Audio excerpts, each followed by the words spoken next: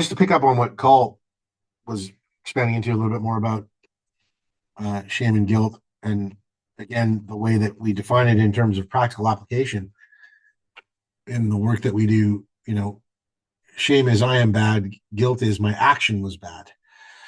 And if you start to treat those definitions like they're true and you start to spot the difference, it becomes more and more clearly evident that shame is taught and learned and guilt is innate, right? Because guilt is a very useful and functional part of character and conscience.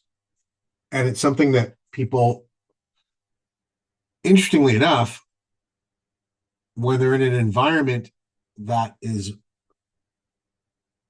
shame-free and mindful of shame as a dangerous energy, then people will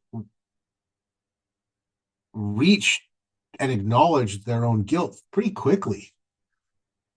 So that tells us that sense is an innate one, and the value of it is also an innate one, because without shame of guilt, there's an opportunity for growth and learning, profound growth and learning, actually.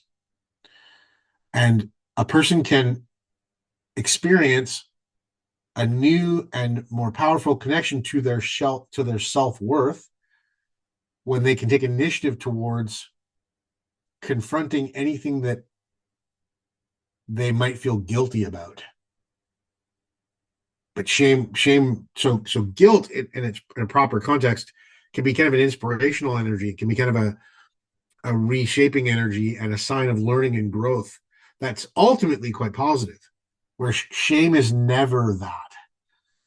It's always constricting, it's always enforced, and it's always contrived because it's not an innate emotional state or feeling.